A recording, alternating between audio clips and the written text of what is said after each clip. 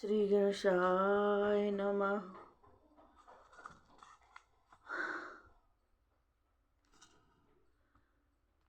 प्रथम स्कंद का 14वां अध्याय का कथा आज सुनाने जा रही हूँ। बहुत ही सुंदर कथा है, प्रेम से सुनिएगा।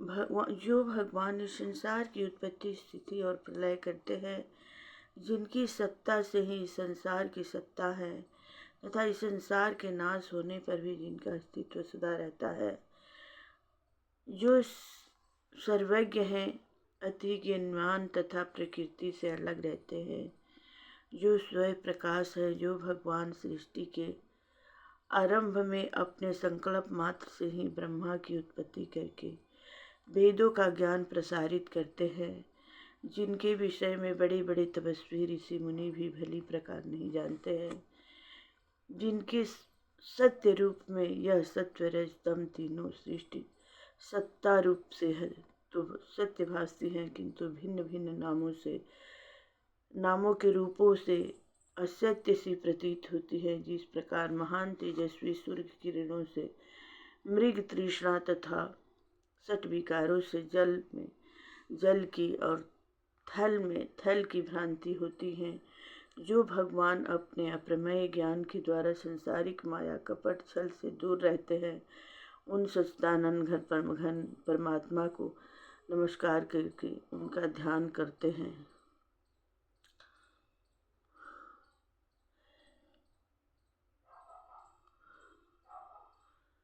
यह सुख सागर जो सुख का समुद्र है, यह सुख सागर जो सुख का समुद्र है, महामुनि श्री कृष्ण दिव्यायन व्यास जी ने अपने अपूर्व ज्ञान से बनाया है। इस महान ग्रंथ में वह उत्तम धर्म और अनन्य तथा विशुद्ध भागवत प्रेम का निरूपण किया गया है, जिसकी प्राप्ति होने पर सहज ही में मोक्ष मिल जाता है। यह उत्तम महापुराण आध्यात्मिक, अधिदैविक और अधिभौतिक तीनों प्रकार के तापों को समूल से नष्ट करके परम ब्रह्मा भगवान कृष्णचंद्र की प्राप्ति कराता है। इस शास्त्र के अध्ययन एवं साधन का आश्रय लेने के पश्चात फिर किसी शास्त्र के अध्ययन की आवश्यकता नहीं रहती है। इस उत्तम ग्रंथ के श्रवण करने से भगवान कृष्ण स्वयं उसके हृदय में आ विराजते हैं। यह सुख सागर ग्रंथ श्रीमद् भागवत वेदों का पका हुआ फल है। श्री सुखदेव रूपी तोते के मुख से चख लेने के कारण यह अति आनंद देने वाला अमृत रूप हो गया है। यह ऐसा फल है जिससे सारहीन छिलका, गुठली आदि कुछ भी नहीं है। जिस प्रकार तोते का खाया हुआ फल अत्यधिक मीठा तथा सरस हो जाता है, उसी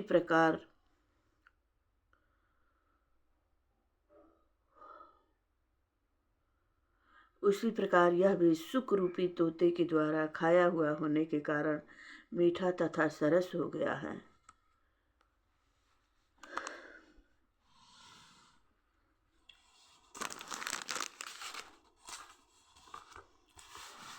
चौदहवां अध्याय की कथा, आगे की कथा सुना चुकी हूँ अगले वीडियो में। आज मैं 14वां अध्याय का कथा सुनाने जा रही हूँ। कथा बहुत ही सुंदर है। बुरे सगुन उत्पात बहु, जहाँ तहाँ परे लखाए, अर्जुन को चिंता भई, गए धर्म अकुलाए। अर्जुन को चिंता भई, गए धर्म अकुलाए।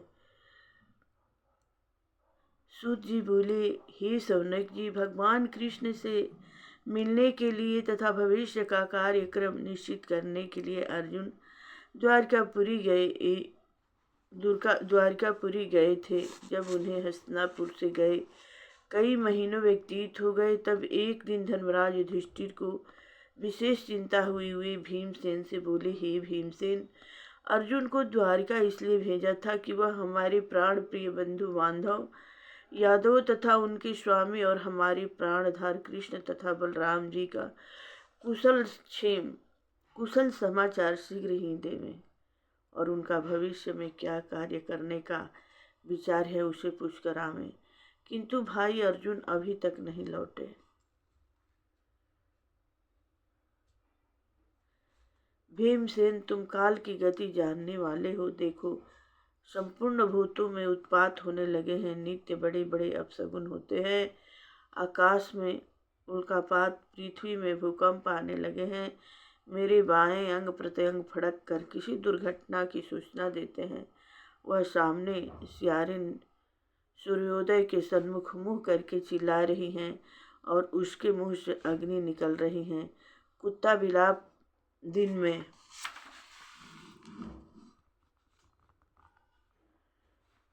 बारंबार रोते हैं। गद्दे, उल्लू, कौवे और कबूतर रात को कठोर शब्द करते हैं। गाय बाएं होकर जाती हैं।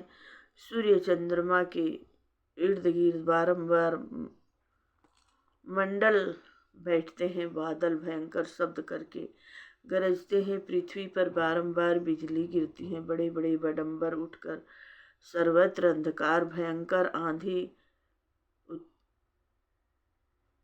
उत्पन्न करते हैं। सूर्य का प्रकाश मध्यसा हो गया है।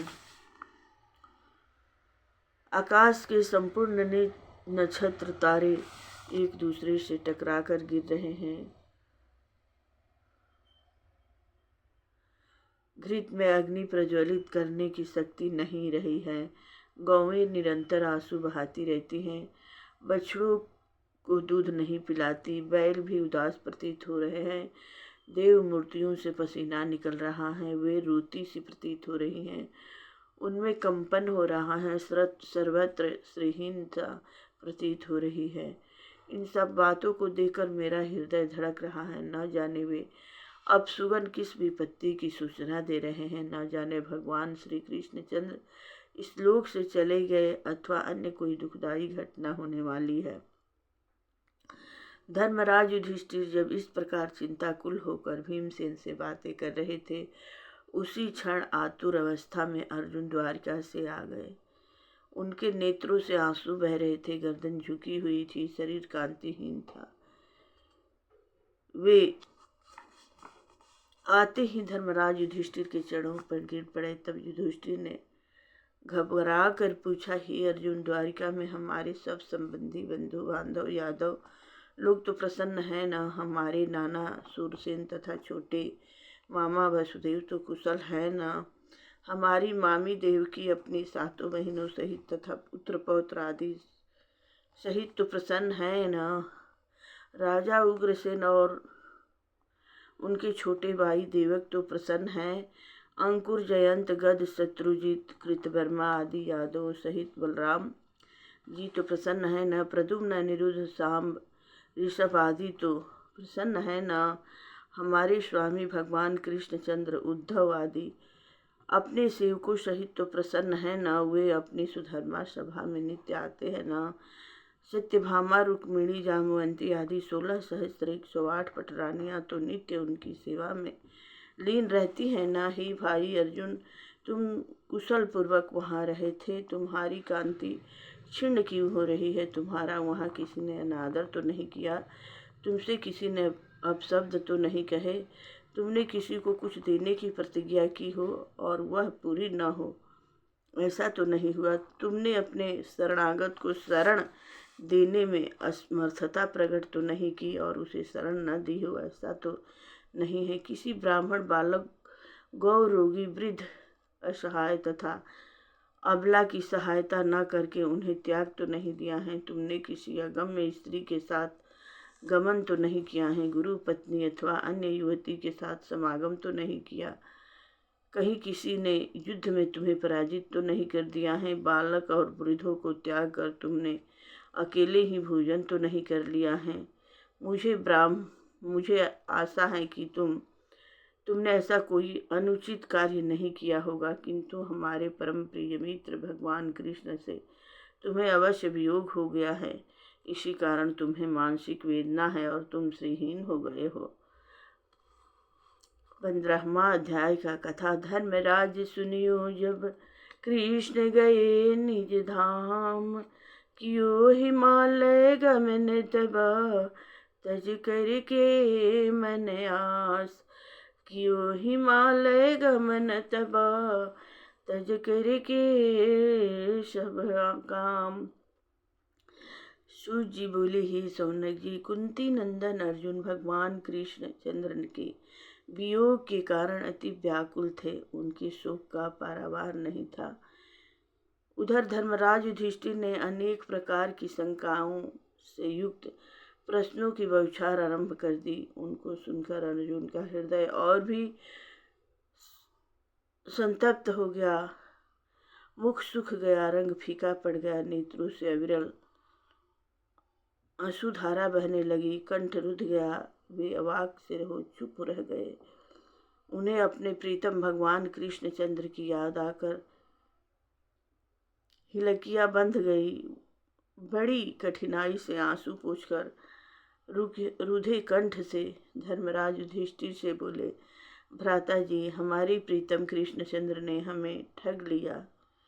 वे हमें त्याग कर इस लोक से चले गए, जिनकी कृपा से मेरे परम पराक्रम के सामने देवता भी सिर नहीं उठाते थे, उसे कृष्ण ने मुझसे ले लिया। प्राणहीन मुर्दे की तरह मेरी गति हो गई है। मैंने द्रौपदी स्वयंवर में अकेले ही द्रुपद के यहाँ संपूर्ण राजाओं के तेज को छिन्न कर दिया था। द्रुपद की प्रतिज्ञा पूर्ण करके उन्हीं भगवान कृष्ण की कृपा से द्रौपदी का स्वयंवर जीता था।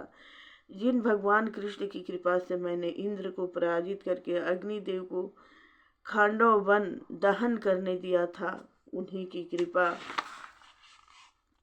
से मैं दानव से इंद्रप्रस्थ में यह सभा बनाई थी। उन्हीं भगवान कृष्णचंद्र की कृपा से आपके छोटे भाई भीमसेन ने संपूर्ण राजाओं को हराकर महाबली जरासंध को मारा था।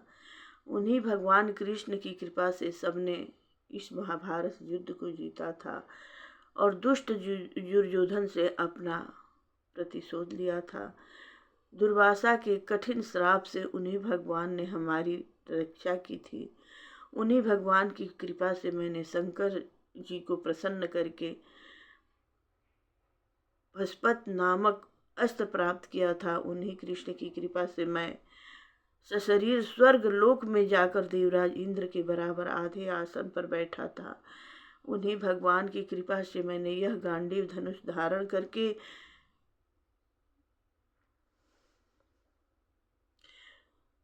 निवात कवच दैत्यों का संहार किया था। जिनकी कृपा से आपने अनेकों राजसूय यज्ञ किए हैं, वही भगवान कृष्णचंद्र आज हमको असहाय अवस्था में त्याग कर अपने स्वधाम को चले गए। हे महाराज, दुष्ट कौरवों की अपार सेना जो उमड़े हुए समुद्र के समान अगम्य थी, जिसमें भीष्म द्रोण आदि बड़ी बड़े मगरमच्छों के समान थे, मैंने उस महान दुस्तर महासागर को उनके चरणों की कृपा से अकेले ही पार कर लिया था। हे भ्राता जी, आपको स्मरण होगा विराट नगर में जब सब कौरवों ने विराट की गौएं छीनी थी, तो मैंने अकेले ही भगवान कृष्ण की कृपा से भीष्म द्रोण कर्ण आदि सभी कौरव महारथियों के वस्त्रभूषणों को छीन लिया था। हे भ्राता जी, इस महाभारत में द्रोण, भीष्म, कर्ण, अश्वत्थामा, जयद्रथ, शल्य, सुशर्मा आदि महान वीरों को उन्हीं की कृपा से मैंने परास्त कर दिया था। उन्होंने मेरे आगे आगे चलकर कौरव सेना की आयु क्षीण कर दी थी। जयद्रथ वध प्रतिज्ञा को मैंने उन्हीं की कृपा से पूर्ण किया था। मैं बड़ा मूर्ख था, मैंने उन्हें अपना सारथी बनाया। युद्ध क्षेत्र में जब घोड़े थक जाते थे, तब मैं रथ से उतरकर पृथ्वी पर खड़ा हो जाता और श्री कृष्णचंद्र अपने कर कमलों से घोड़ों को मलते थे। उस समय उनकी कृपा से शत्रुओं की बुद्धि मारी जाती थी और वे मुझ पर प्रहार नहीं करते थे। वे अपनी मधुर वाणी से मुझे अर्जुन, पार्थ, सखा, कुरुनंदन आदि ऐसे शब्दों से पुकारते थे। उन्होंने मुझे गीता का ज्ञान देकर मेरे अज्ञान को नष्ट कर दिया था। वे नित्य मेरे साथ सोते बैठते टहलते खाते पीते और वार्ता करते थे। कभी मैं उनसे व्यंग वचन कह उठता था तो वे उसे सहन कर लेते थे। हे राजन, वे मेरे मित्र थे, प्रिय सखा थे, मेरे प्राण थे। अब मैं उन बिना प्राणों से हीन हो गया हूँ।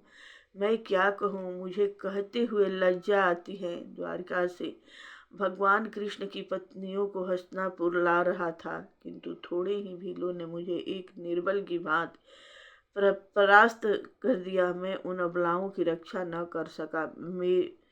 मेरी वे ही भुजाएं हैं, वही गांडीव धनुष, वही रथ घोड़े तथा वे ही बाण हैं जिनसे मैंने बड़े बड़े महारथियों के सिर बात ही बात में उड़ा दिए थे। जिस अर्जुन ने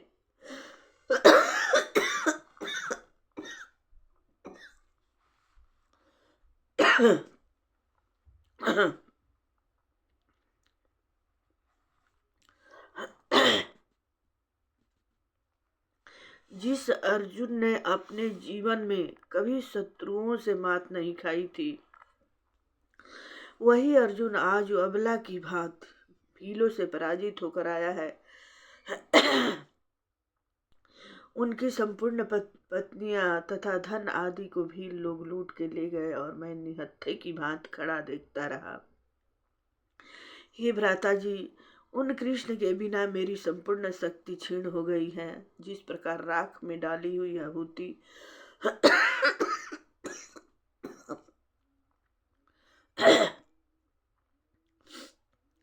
सूखा में बोया हुआ बीज और प्राणहीन शरीर व्यर्थ हो जाता है। हे राजन, आपने जो द्वारिका में यादवों की कुशलता पूछी है, वे समस्त यादव ब्राह्मणों के श्राप से दुर्बुद्धि अवस्था में को प्राप्त हो गए हैं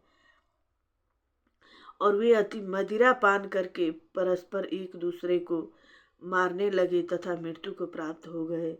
उन सब में 4-5 ही शेष रहे थे। यह सब उन्हीं भगवान कृष्ण की ही लीला है। उन्होंने ही उन्हें पाल पोसकर महान शक्तिशाली बनाया था। उनके द्वारिका समस्त छोटे छोटे राजाओं का नाश कराकर उन्हें परस्पर लड़ाकर उन यदुवंशियों का इस प्रकार नाश करा दिया, जिस प्रकार अथाह समुद्र में बड़े जल जंतु छोटे जल जंतु को खा जाते हैं, 2-4 जल जंतु मिलकर उस बड़े जल जंतु को भी मार डालते हैं। हे भ्राता जी, उन्होंने अपने गीता का ज्ञान से मेरी बुद्धि को निर्मल कर दिया था, इसीलिए मेरा चित्त अब उनमें लीन हो गया है। सूत जी बोले, अर्जुन की इस प्रकार भगवान कृष्ण के वियोग में कातर होकर एक अबला की भांति रोने लगे, किंतु गीता के ज्ञान के प्रकाश के कारण उन्होंने अपने शोक को दूर किया। उनका अभिमान चूर चूर हो गया। अर्जुन के मुख से भगवान कृष्ण के स्वधाम गमन और संपूर्ण यदुवंशियों के नाश का समाचार सुनकर धर्मराज युधिष्ठिर ने अपना कर्तव्य शीघ्र ही निश्चित किया। उन्होंने अर्जुन से कहा, हे अर्जुन, अब शीघ्र ही हम लोगों को स्वर्गारोहण करना चाहिए। घोर कलयुग आने के कारण और कृष्ण चंद्र के बिना हमको अब यहाँ नहीं रहना चाहिए। जब कुंती माता ने भगवान कृष्ण का स्वधाम गमन का समाचार सुना तो उन्होंने भगवान कृष्ण में अपना मन लगाकर शरीर त्याग दिया। भगवान कृष्ण ने अपने इस लौकिक शरीर से इस पृथ्वी का भार उतारकर उसको उसी प्रकार त्याग दिया जिस प्रकार कोई कांटे से कांटा निकालने के पश्चात उन दोनों कांटों को त्याग देता है। धर्मराज युधिष्ठिर ने कलयुग का प्रसार देखकर यहाँ से प्रस्थान करने का दृढ़ संकल्प किया। अपने महाबली पौत्र परीक्षित को संपूर्ण पृथ्वी का राज देकर हस्तिनापुर में राज तिलक किया तथा सूरसेन देश का राजा बनाकर मथुरापुरी में अनिरुद्ध के पुत्र वज्र का राज तिलक किया। तत्पश्चात परम ज्ञानी युधिष्ठिर ने प्रजापति यज्ञ किया और संपूर्ण अग्नियों को अपने में लीन करके संन्यास ले लिया। धर्मराज ने संपूर्ण वस्त्र आभूषण त्याग दिए, मान अपमान अहंकार तथा मोह को त्याग दिया, मन वाणी को वश में कर लिया और संपूर्ण वायुओं को मृत्यु में लीन करके मृत्यु को अपने शरीर में लीन कर लिया। उन्होंने अपने शरीर को सज रज तम में मिला दिया, तीनों गुणों को प्रकृति में लीन कर दिया, प्रकृति को आत्मा में लीन कर दिया और आत्मा को परमात्मा में लीन कर दिया। उन्होंने संपूर्ण विश्व ब्रह्मा रूप दृष्टिगोचर होने लगा। तत्पश्चात धर्मराज युधिष्ठिर ने चीर वस्त्र धारण करके अन्न जल का परित्याग करके मौन धारण कर लिया। उन्होंने अपने केश खोल दिए। तत्पश्चात वे बिना किसी की ओर दृष्टि किए बहरे के समान घर से बाहर उत्तर दिशा की ओर चल दिए। जब भीमसेन, अर्जुन, नकुल, सहदेव तथा द्रौपदी ने यह देखा कि धर्मराज युधिष्ठिर संपूर्ण मोह माया को त्याग कर घर से बाहर निकल पड़े हैं, उन्होंने भी उनका अनुकरण किया। उन सब ने भगवान श्री कृष्ण के चरणों का ध्यान किया और अनन्य भाव से उन्हीं के चरणों में लीन हो गए। भगवान कृष्णचंद्र के प्रेम में मग्न होकर वे सब उत्तराखंड की ओर चल दिए। उधर विदुर जी ने भी प्रभास क्षेत्र में भगवानमय होकर शरीर त्याग दिया और वे अपने जमलोक को चले गए। भगवान श्री कृष्ण के परम भक्त पांडव लोगों के इस महाप्रयाण की कथा जो भक्ति और श्रद्धा से सुनता है वह शीघ्र ही भगवत लोक को अनायास ही प्राप्त कर लेता है। 16वां अध्याय का कथा। अब 16वां अध्याय का कथा कहने जा रही हूँ, सुनिए। गई परीक्षित विजय को बेटे धर्म धराए, निज निज दुख वर्णन करे पांडव सुत सोआय। सूत जी बोले, हे शौनक जी, जब पुण्यात्मा पांडव लोग महाप्रयाण के हेतु उत्तराखंड की ओर चल गए और वहां जाकर पुण्य लोक प्राप्त कर लिए, तत्पश्चात वीरों में श्रेष्ठ राजा परीक्षित प्रजा का शासन बड़े धर्म और ब्राह्मणों की आज्ञा से करने लगे। उन्होंने उत्तर नरेश की पुत्री इरावती के साथ अपना विवाह किया। उस उत्तम पत्नी से उनके 4 पुत्र उत्पन्न हुए। आचार्य कृप को अपना गुरु बनाकर जाह्नवी तट पर 3 अश्वमेघ यज्ञ पूर्ण किए। उन यज्ञों में अनंत धन राशि ब्राह्मणों को दान में दी। एक समय जब वे दिग्विजय के लिए बाहर निकले, तब उन्होंने राजा के भेष में कलयुग को एक गाय और बैल को मारते हुए देखा। तब राजा परीक्षित ने उस कलयुग को पकड़कर दंड दिया। शौनक जी बोले, हे सुत जी, राजा परीक्षित ने कलयुग को दंड देकर ही क्यों छोड़ दिया? उसके प्राणों का हरण क्यों नहीं किया? और राजा के भेष में वह शूद्र कौन था जो गाय बैलों को लातों से मारता था? इस कथा को विस्तार पूर्वक कहने की कृपा कीजिए। यह कथा अल्पवायु पुरुषों के लिए मोक्ष को देने वाली है। सूत जी बोले, हे शौनक जी, आप सब ऋषिगणों ने अपने तप के प्रताप से यमराज को भी इस धर्म क्षेत्र में बुला लिया है। जब तक भगवान यमराज यहाँ पर रहेंगे तब तक किसी की मृत्यु न होगी। इसलिए अल्पवायु पुरुषों के लिए यह अति उत्तम समय है कि वे भगवान की लीलाओं का रसपान करें। मनुष्य अपनी आयु को व्यर्थ में ही व्यतीत करते हैं, रात्रि नींद में समाप्त हो जाती हैं और दिन काम धंधों खाने पीने में के चक्कर में समाप्त हो जाते हैं। इसलिए भगवान की लीलाओं का वर्णन जितने समय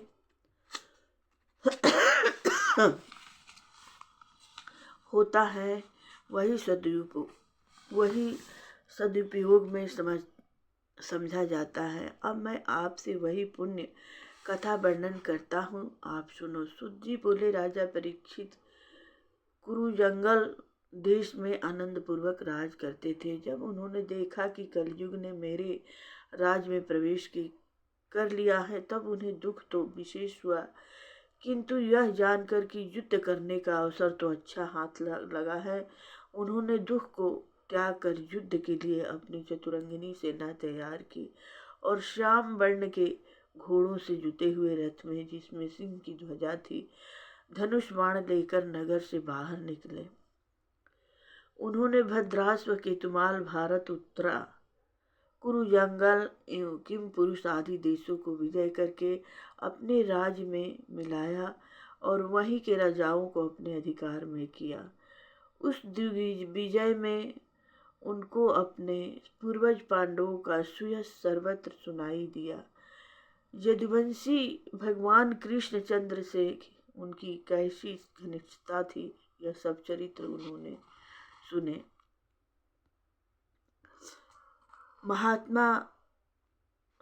महामना राजा परीक्षित उन चरित्रों को सुनकर अति प्रसन्न हुए और चरित्र सुनाने वाले को बहुत सा धन दान में दिया। तब महात्मा परीक्षित ने भगवान कृष्णचंद्र की लीलाएं सुनी कि वे प्रेम के बस में होकर पांडवों के सारथी, दूत, सखा, सभासद, यहाँ तक कि सेवक भी बनकर रहे। वह रात को जब पांडव लोग सो जाते थे तब वे विरासन से बैठकर पांडवों के शिविर की रक्षा करते थे। इतना ही नहीं, उन्होंने अपने प्रिय पांडवों के चरणों में संपूर्ण विश्व को झुका दिया था। इस प्रकार की भागवत लीला सुनकर परीक्षित गदगद हो जाते थे और दिन प्रतिदिन भगवान कृष्ण की भक्ति उनके हृदय में बढ़ती जाती थी। उन्हीं दिनों एक दिन धर्म बैल के रूप में गाय रूपिणी पृथ्वी से मिला। गाय के नेत्रों से आंसू बह रहे थे, वह श्रीहीन सी प्रतीत हो रही थी। तब धर्म ने पृथ्वी से पूछा, हे देवी, तुम्हारा यह मुख क्यों मलिन हो रहा है? तुम श्रीहीन सी क्यों प्रतीत हो रही हो? अवश्य ही तुम महान दुखी हो। तुम किसकी चिंता कर रही हो? तुम मेरी चिंता तो नहीं करती कि अब मैं एक पैर वाला ही रह गया? तुम कहीं इस बैल की चिंता तो नहीं करती कि तुम्हारे ऊपर अब शूद्र राजा राज करेंगे? तुम्हें देवताओं की चिंता तो नहीं है कि अब उन्हें यज्ञों में आहुति नहीं दी जाती है? तुम्हें इस दिन प्रजा की चिंता तो नहीं हुई कि वह निरंतर दुर्भिक्ष से पीड़ित रहेगी? तुम उन स्त्री बच्चों के लिए शोक तो नहीं करती हो जिनकी रक्षा करने वाला कोई नहीं है? हे मानधाता, हे वसुंधरा, मेरी समझ में आ रहा है कि तुम अवश्य भगवान कृष्ण के वियोग में दुखी हो। उन्होंने ही अपनी लीला समाप्त करके तुमको श्रीहीन बना दिया है। तुम अपने दुख का कारण मुख से अवश्य कहो। इस कराल काल ने तुमको सौभाग्यहीन बना दिया है। पृथ्वी बोली, हे धर्म, तुम सर्वज्ञ होकर भी मुझसे मेरे दुख का कारण पूछते हो। जिस भगवान की कृपा से तुम 4 पैर वाले थे, अब उनके न रहने से केवल एक चरण वाले ही रह गए हो।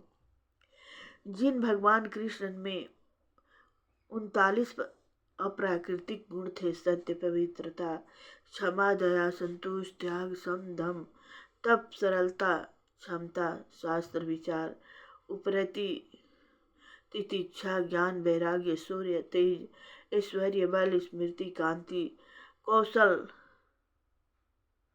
स्वतंत्रता, निर्भीकता, कोमलता, धैर्य, साहस, शील, नियम, सौभाग्य, बल, उत्साह, गंभीरता, कीर्ति, अस्तिकता, स्थिरता, गौरव एवं निरहंकारता आदि समस्त गुण प्रभु मात्रा में केंद्रीभूत थे तथा उनमें शरणागत, वत्सलता आदि महान गुण निरंतर विद्यमान रहते थे। उन्हीं भगवान कृष्णचंद्र के अपने स्वधाम गमन के कारण यह घोर कलयुग मेरे ऊपर आ गया है। मुझे तुम्हारे लिए देव, पितरगण, ऋषि, साधु, सन्यासी आदि सभी के लिए महान शोक है।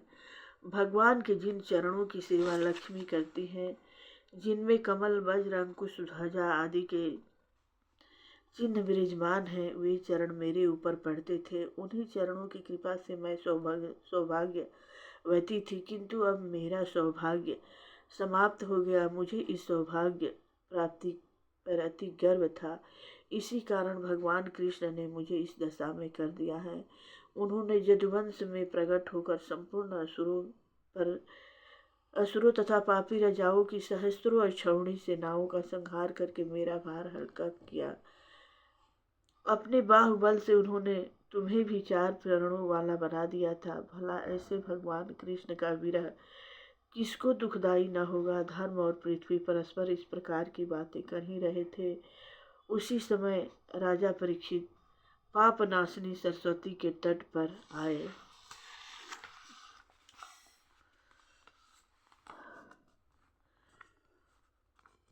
अरे दुष्ट कलिकाल तू देता दुख महान।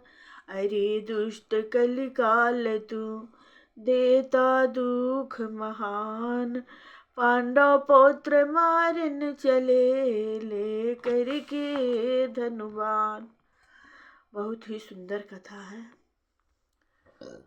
सूत जी बोले, हे सौनक जी, उस सरस्वती नदी के तट पर महाराज परीक्षित ने मुकुटधारी एक शूद्र को हाथ में डंडा लिए एक बैल को बुरी तरह पीटते हुए देखा। वह बैल बड़ा सुंदर था। उसका रंग बड़ा सफेद था, किंतु पैर एक ही था और शूद्र के भय से भयभीत होकर कांप रहा था एवं मल मूत्र त्याग रहा था। निकट ही में यह गाय जो कामधेनु के समान सुंदर थी, उस शूद्र के द्वारा ठोकरें खा रही थी। वह भूखी प्यासी नेत्र से आंसू बहा रही थी। महाराज परीक्षित, जो कि स्वर्ण के रथ पर में विराजे हुए थे, अपने धनुष बाण को चढ़ाकर मेघ के समान गंभीर वाणी में ललकारते हुए बोले, अरे दुष्ट पापी नराधम, तू कौन है जो इस गाय और बैल को बुरी तरह से मार रहा है। तेरा भेष तो राजा का सा है, किंतु तेरा कर्म शूद्रों जैसा है। क्या तूने अर्जुन के इस गांडीव धनुष को नहीं पहचाना। तू इस निर्जन स्थान में इन निरपराध पशुओं को इस प्रकार सता रहा है। तू महान अपराधी है, इसका उचित दंड तेरा वध है। महाराज परीक्षित के ऐसे वचन सुनकर कलयुग भय से कांपने लगा। तब महाराज ने बैल से पूछा, हे बैल, तुम्हारे यह 3 पैर कैसे टूट गए हैं। तुम एक पैर से किस प्रकार चलते होगे।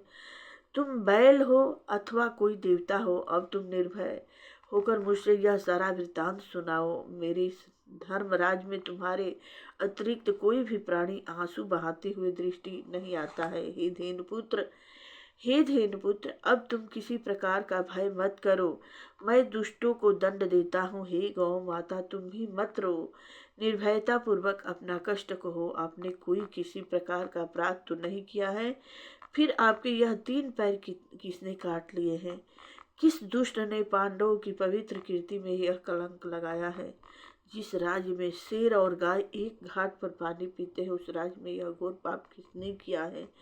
चाहे वह पापी साक्षात देवता ही क्यों न हो, मैं उसके भी हाथ काट दूंगा। तब धर्म बोला, ही महाराज, आपने पवित्र आत्मा पांडवों के कुल में जन्म लिया है। आपके पूर्वज भगवान कृष्ण के परम भक्त थे, अतः यह वचन आप ही के योग्य है। हे राजन, हम यह नहीं जानते कि संसार के जीवों को कौन कलेश देता है। शास्त्रों में भी इसका निरूपण अनेक प्रकार से किया गया है। जो लोग द्वैत को नहीं मानते हैं, वे दुख का कारण अपने आप को ही स्वीकार करते हैं। कोई प्रारंभ को ही दुख का कारण मानते हैं और कोई कर्म को ही दुख का कारण मानते हैं। कतिपय विद्वान स्वभाव को ही और कतिपय दुख का कारण ईश्वर को ही मानते हैं। हे राजन, अब आप ही निश्चय कर लीजिए कि दुख का कारण कौन है। सुजी बोले, हे सौनक जी, सम्राट परीक्षित ने जब उस बैल के ऐसे वचन सुने तो वे अति प्रसन्न हुए। उनका कलेश दूर हो गया और वे बोले, हे वृषभ, आप अवश्य ही बैल के रूप में धर्म है और यह गाय रूपिणी पृथ्वी माता है। आप धर्म के मर्म को भली प्रकार जानते हो, इसी कारण तुमने दुख के देने वाले का नाम चुंगली के भय से नहीं बताया है। हे धर्म, सतयुग में तुम्हारे तप, पवित्रता, दया और सत्य 4 चरण थे। त्रेता में 3 चरण रह गए, द्वापर में 2 ही चरण रह गए और अब इस कलयुग में केवल एक सत्य चरण ही रह गया है। यह अधर्म रूपी कलयुग आपके असत्य से उस चरण को भी नष्ट करके करने का प्रयास कर रहा है। भगवान कृष्ण ने इस गौ माता रूपिणी पृथ्वी का भार हल्का कर दिया है। अब उनके लोक धाम गमन में से दुष्ट पापी शूद्र राजा लोग इसे भोगेंगे, इस पर पाप करेंगे, इसी कारण यह माता दुखी है। इतना कहकर राजा परीक्षित ने पापी शूद्र राजवेशधारी कलयुग को मारने के लिए अपनी तीक्ष्ण धार वाली तलवार निकाली। जब कलयुग ने देखा कि अब मेरे प्राण नहीं बच सकते, तब व्याकुल होकर झटपट अपने राजसी भेष को उतार कर राजा परीक्षित के चरणों में गिर पड़ा।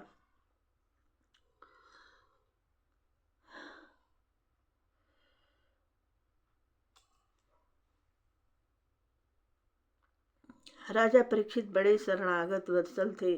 उन्होंने शरण में आए हुए कलयुग को मारना उचित न समझकर उन्हें दया आ गई और हंसकर इस प्रकार बोले, हे कलयुग, तू मेरे शरण में आ गया है। अब तुझे कोई भय नहीं रहना चाहिए, किंतु तू अधर्म का साथी है, अतः तुझे मेरे राज्य में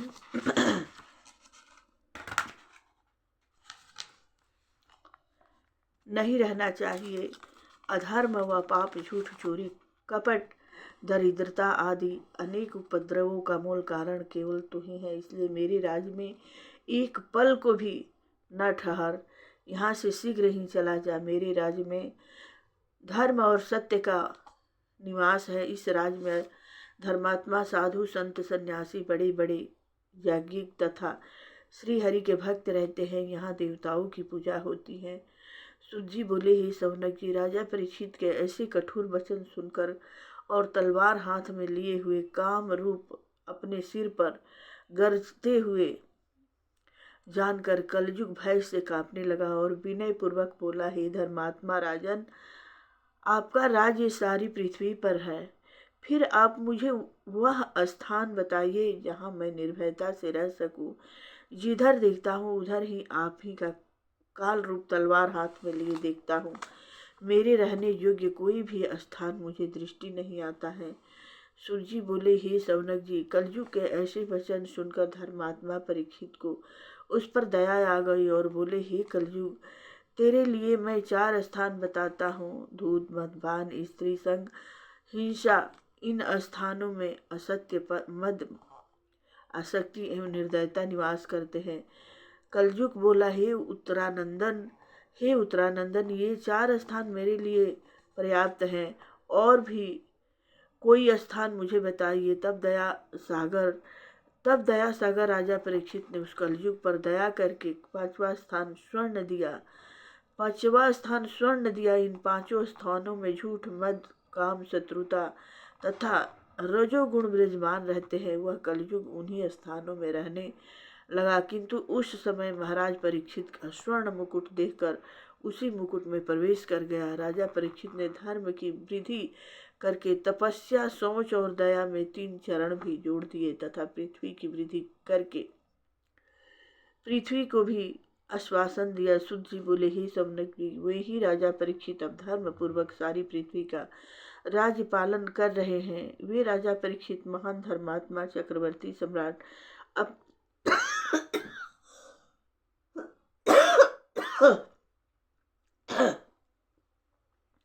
अपने दादा धर्मराज युधिष्ठिर की भांति हस्तिनापुर में निवास करते हैं। वे उत्तरानंदन बड़े प्रतापी, सौभाग्यशाली तथा राजलक्ष्मी से शोभायमान होकर कलयुग को वश में करके धर्म का राज कर रहे हैं। उन्हीं धर्मात्मा राजा के राज्य में आप लोग इस दीर्घकालीन यज्ञ को कर रहे हैं।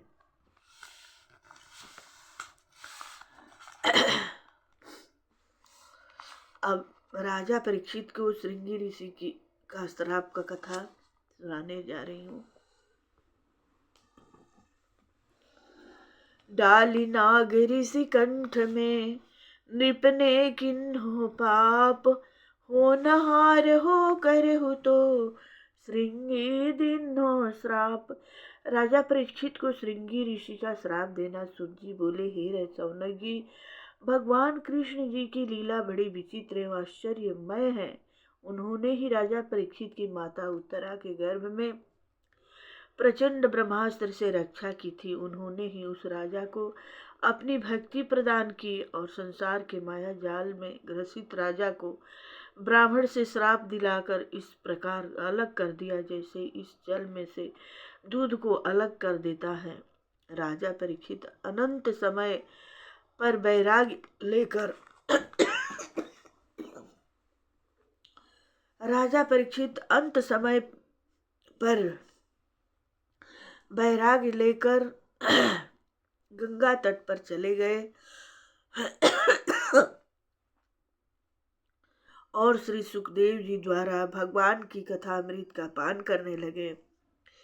जिन मनुष्यों को अंतकाल में मोह प्राप्त नहीं होता है और भगवान भक्ति में लीन हो जाता है, उन्हें मोक्ष प्राप्त हो जाता है। कलयुग का प्रसार पृथ्वी पर सर्वत्र हो चुका था। जिस समय भगवान कृष्ण अपने स्वधाम को चले गए थे, कलयुग तो उसी समय आधम का था, किंतु राजा परीक्षित के राज्यकाल में पृथ्वी पर उसका कोई प्रभाव नहीं फैला। राजा परीक्षित परम ज्ञानी और समदर्शी थे। वे कलयुग से कोई द्वेष नहीं करते थे, क्योंकि वे कलयुग के उत्तम गुणों को भी भली प्रकार जानते थे। कलयुग में पुण्य कर्म तो केवल विचार करने से ही फल दे लगते हैं, किंतु पाप कर्म तो केवल संकल्प मात्र से फल नहीं देता है, करने से फल देता है। कलयुग में थोड़ा सा भी हरि कीर्तन और भगवत कथा का पाठ व श्रवण अनंत फल देने वाला है। केवल कीर्तन मात्र से ही कलयुग के पाप नाश हो जाता है। अन्य युगों में बड़े बड़े ऋषि महात्मा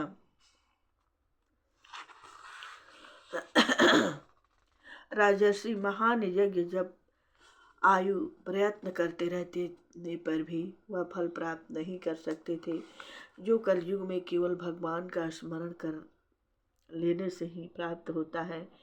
इन सब बातों का विचार कर राजा परीक्षित ने कलयुग का नाश नहीं किया। उन्होंने सोचा कि सावधान पुरुषों का यह कुछ भी अनहित नहीं कर सकता है, केवल अज्ञानियों को ही कर्म बंधन में बांध कर नाश करता है। ऋषिगण बोले, हे शुद्ध जी, आप दीर्घायु हो, आप हमें भगवान की लीलाओं का रसपान कराते हो, दीर्घ काल से यज्ञ करते हो, हमारे केश धूमिल हो गए हैं, किंतु फिर भी यह कोई विश्वास नहीं है इन यज्ञों से हमें भगवान की प्राप्ति होगी अथवा नहीं, किंतु आपने हमें कथामृत का पान कराकर थोड़े से काल में ही भगवत भक्ति प्रदान की है। हे शुद्ध जी, आप अपने जीवन का आश्रय केवल भगवान को ही मानते हैं। आपने सत्पुरुषों का संग करके भगवत कथा का पूर्ण ज्ञान प्राप्त किया है, अतः आप इस भगवत कथा को विस्तार पूर्वक वर्णन करने की कृपा कीजिए। राजा परीक्षित ने श्री सुखदेव जी से जिस विशुद्ध भगवत भक्ति को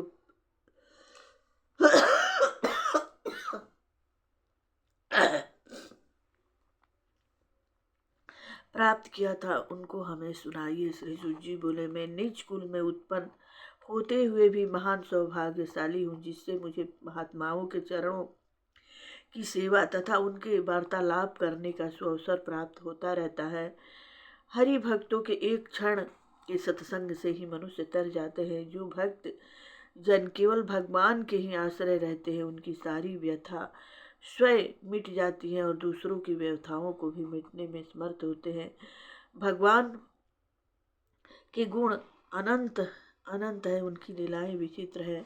भगवान के गुणों की विशेषता जानने के लिए केवल यही कथन पर्याप्त होगा कि उनके चरण कमलों की रज में निरंतर लक्ष्मी लौटती रहती है। ब्रह्मा जी ने उनके चरण और नख को धोकर गंगा को पाप तारिणी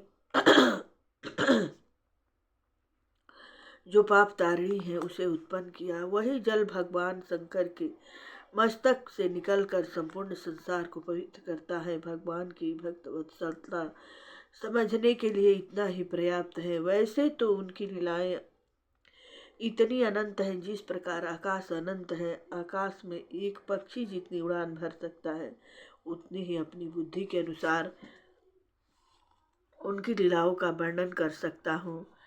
उसे आप श्रवण करें। एक समय महाराजा परीक्षित आखेट के निर्मित वन में गए।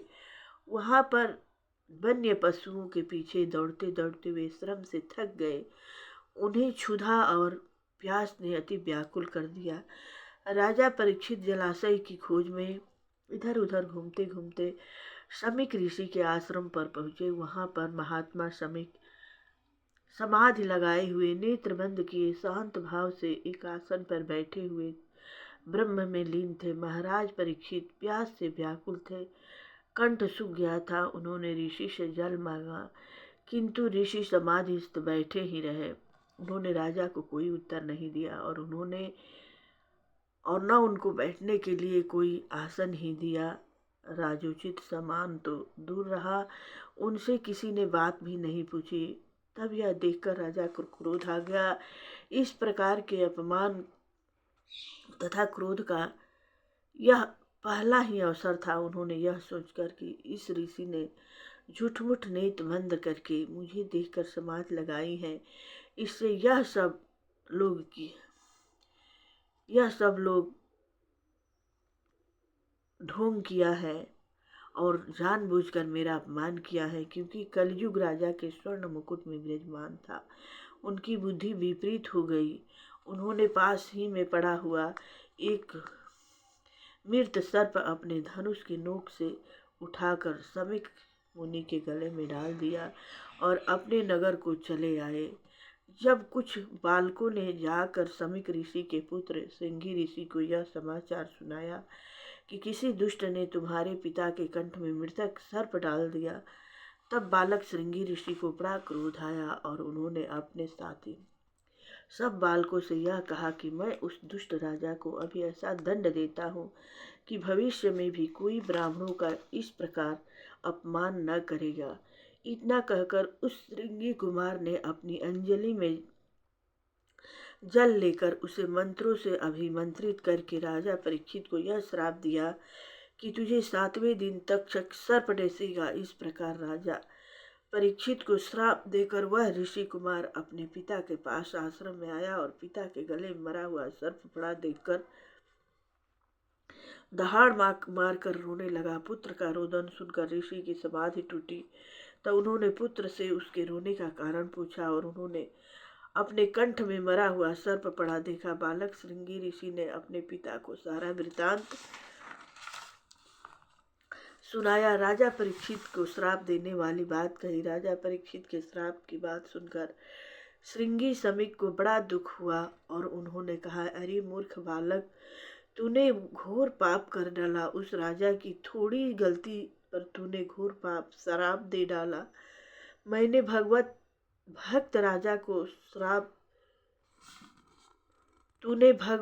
राजा को श्राप देकर प्राणियों का बड़ा अनर्थ किया है। उसके राज्य में सारी प्रजा सुखी है, लोग निर्भयता से जब तब यज्ञ करते रहते हैं। उस धर्मात्मा राजा के राज में सिंह गाय एक घाट पर पानी पीते हैं, चोर और लुटेरों का नाम नहीं है। अब राजा के न रहने पर प्रजा में विद्रोह वर्ण संकटता फैल सकता है, अधर्म का साम्राज्य छा जाएगा। यह राजा श्राप के योग्य कदाप नहीं था। तूने ऐसे निष्पाप राजा का घोर अपराध किया है। ऐसा न हो कि राजा तुझे श्राप देकर किंतु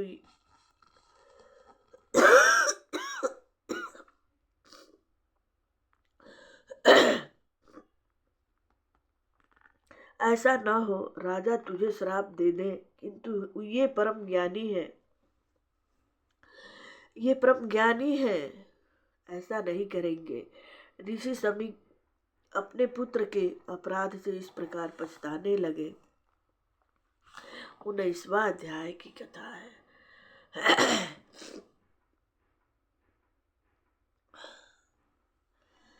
तक्षक द्वारा मृत्यु सुने किन्हो अनशन राय, किन्ने कृपा सुख देव जी दियो कथा मृत प्याय।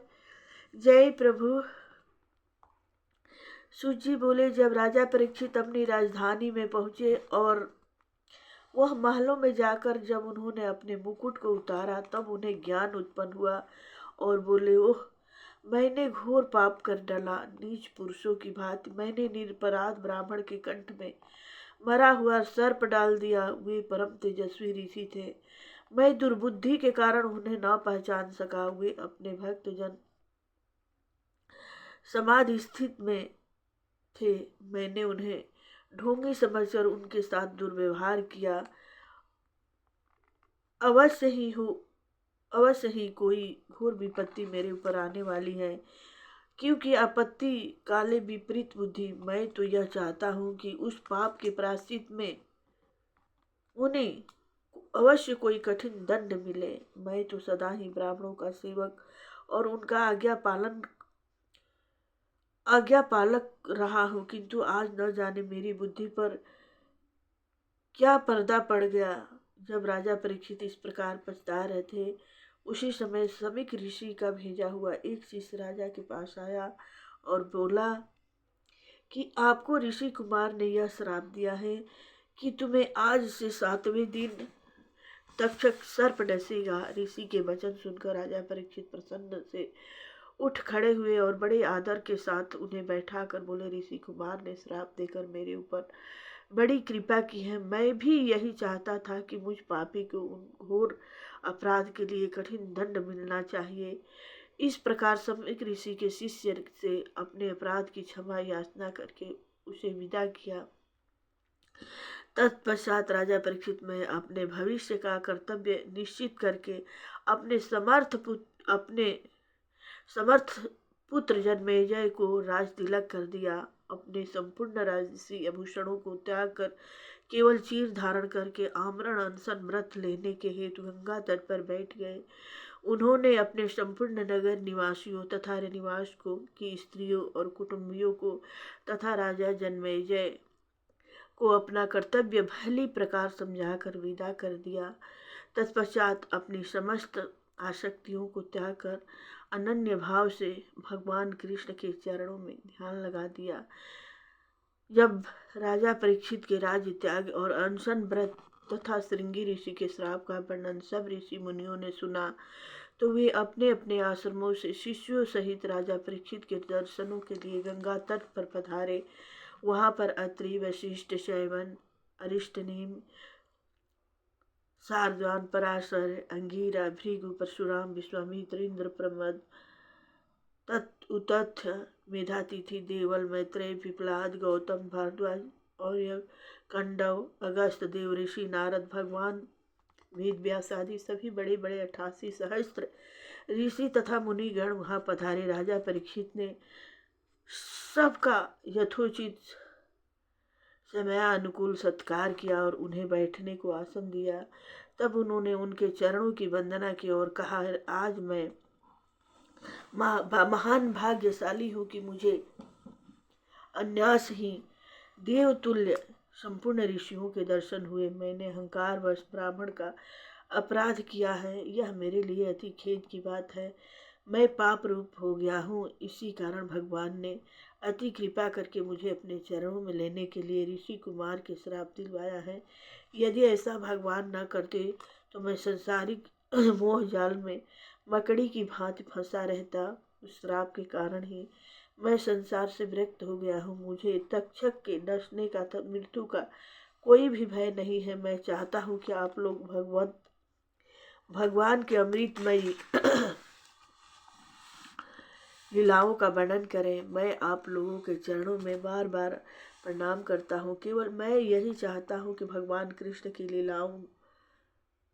लीलाओं में मेरी श्रद्धा तथा भक्ति दिन पर दिन बढ़े। मैं किसी भी योनि में जन्म लूँ, मुझे उन्हीं की भक्ति तथा सत्पुरुषों का सत्संग प्राप्त हो।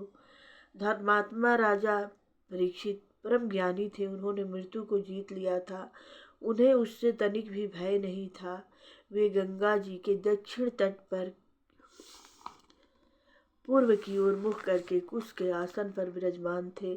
जब राजा परीक्षित इस प्रकार अनशन व्रत का संकल्प लेकर बैठ गए, तब सभी देवगण बड़े आनंद से उन पर पुष्पों की वर्षा करने लगे। संपूर्ण आए हुए ऋषि समाज ने राजा को की भूरि भूरि प्रशंसा की और बोले, राजर्षि, आप उस वंश में उत्पन्न हुए हो जिसमें आपके पूर्वज पांडव लोग भगवान कृष्ण के परम भक्त थे। अतः आपका भागवत भक्ति में प्रेम होना कोई आश्चर्य की बात नहीं है। तब ऋषि लोगों ने आपस में यह निश्चय किया कि राजर्षि परीक्षित की मृत्यु तक यहीं रहकर इन्हें हरि कथा सुनाएंगे। ऋषियों के ऐसे मधुर वचन सुनकर राजा परीक्षित अति प्रसन्न हुए। बोले, ही महात्माओं, आप सभी परम ज्ञानी, तत्ववेत्ता तथा भगवत परायण, मेरे ऊपर कृपा करके मेरे कर्तव्य का निश्चय करा के मुझे वह सुगम मार्ग बताइए जिसके करने से मैं भगवान को प्राप्त कर सकूं। अल्पवायु वाले प्राणियों के लिए सभी दशाओं में, विशेषतः मुझ जैसे शीघ्र मरने वाले के लिए शरीर व अंतःकरण से कौन सा कर्म करना चाहिए। राजा परीक्षित जब इस प्रकार संपूर्ण मुनि समाज से प्रार्थना कर रहे थे कि उसी समय स्वेच्छा से विचरने वाले परम ज्ञानी, जन्म मृत्यु से रहित व्यास जी के पुत्र सुखदेव जी वहां पधारे। वे परम योगी बहुत से बच्चों, जय प्रभु, तथा स्त्रियों से घिरे हुए थे। उनके शरीर पर कोई वस्त्र नहीं था। वे अवधूत वेश में थे। उनकी अवस्था सैकड़ों वर्ष की होते हुए भी सदा 16 वर्ष ही से प्रतीत होते थे। उनके सभी अंग प्रत्यंग सुकोमल तथा सुकुमार थे।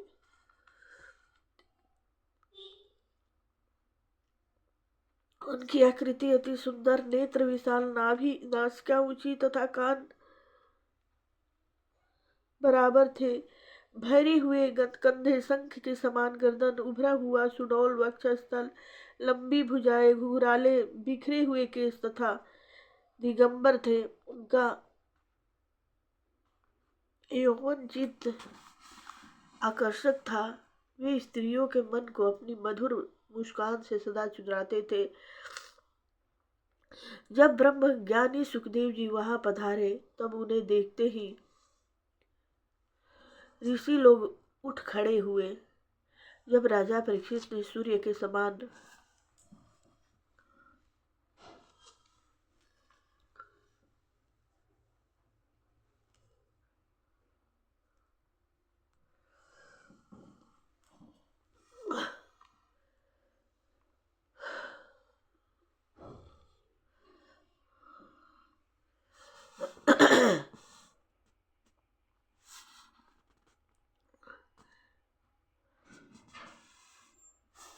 राजा परीक्षित ने सूर्य के समान प्रकाशमान सुखदेव जी को अतिथि रूप में पधारते हुए देखा। तब वे उठ खड़े हुए और सिर झुकाकर उन्हें प्रणाम किया।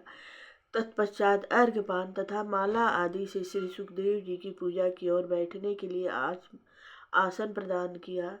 तब सुखदेव जी आसन पर विराजमान हो गए। तब संपूर्ण ऋषि, महर्षि तथा राजर्षि भी अपने अपने आसनों पर बैठ गए।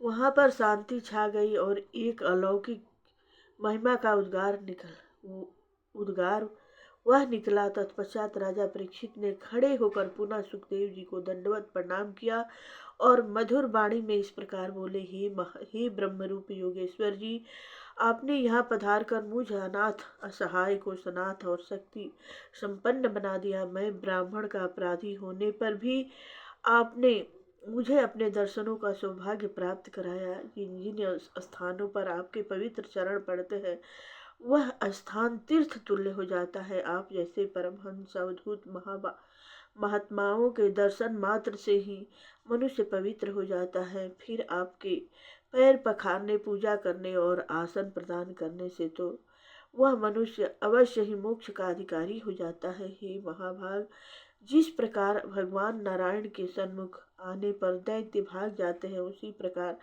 आपके संपर्क से महान पाप भी तुरंत भाग जाते हैं। आपने परम ज्ञानी पांडवों का वंशज समझकर मुझ पर अति कृपा की है। यह सब भगवान कृष्ण की ही कृपा है, जो आप जैसे आत्मा में रमण करने वाले सिद्ध पुरुष के दर्शन मुझे अनायास ही प्राप्त हुए हैं। जिन योगेश्वर के दर्शन बिना दुर्लभ है, जिनके आने और जाने का कभी पता नहीं चलता है, जो बिना पूछे कोई उपदेश नहीं करते हैं। उन्होंने स्वयं मेरी मृत्यु के समय पधार कर मुझ पापी को दर्शन देकर संपूर्ण पापों से मुक्त कर दिया है। हे महायोगीन, आप योगियों के भी गुरु हैं, आपने परम सिद्धि प्राप्ति की है, अतः मैं आपको कल्याण के हेतु यह परम प्रश्न पूछता हूँ कि मरणासन प्राणी के लिए क्या कर्तव्य है और मनुष्य मात्र का क्या करने योग्य कर्तव्य है। मृत्यु ग्रस्त पुरुष को किस कथा का श्रवण, किस देवता का जप, अनुष्ठान, स्मरण तथा भजन करना चाहिए और किन किन बातों को त्याग देना चाहिए। हे ब्रह्म, आप गृहस्थों के घर गाय दोहन काल तक ठहरते हैं, अतः मुझ दिन पर कृपा करके मेरे इन प्रश्नों का उत्तर आप अवश्य दीजिए। सुखदेव जी बोले, राजा के ऐसे मर्म स्पर्शी धर्म युक्त मधुर वचन सुनकर समस्त धर्मों के ज्ञाता परम ज्ञानी भागवत श्री सुखदेव जी, जिन्होंने नाल छेदन के समय से ही संसार की माया को त्याग कर परमहंस व्रत में ब्रह्म का ज्ञान प्राप्त किया है, ऐसे श्री सुखदेव जी राजा परीक्षित को उनके प्रश्नों का उत्तर भली भांति समझकर देने लगे। प्रथम स्कंद समाप्त। प्रथम स्कंद का कथा समाप्त हुआ। अब द्वितीय स्कंद का कथा, आगे का कथा कल कहूँगी अगले वीडियो में। कथा बहुत ही सुंदर है।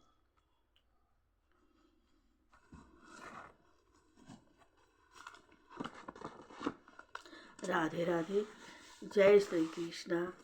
अब आरती कर लेते हैं और अगला कथा कल सुनाऊंगी।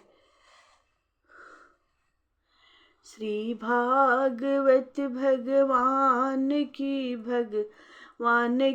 है आरती, पापियों को पाप से है तारती। श्री भागवत भगवान की है आरती, पापियों को पाप से है तारती। ये अमर ग्रंथ, ये मुक्ति पंथ, ये पंचम वेद निराला है, नव ज्योति जगाने वाला है। हरि नाम यही हरियान, यही हरि नाम यही हरियान, यही जग के मंगल की आरती, जग के मंगल की आरती। पापियों को पाप से है तारती, ये शांत गीत पावन पुनीत, पापों को मिटाने वाला है, हरि दर्श कराने वाला है। ये सुख करनी, ये दुख हरणी, श्री मधुसूदन की आरती, श्री मधुसूदन की आरती।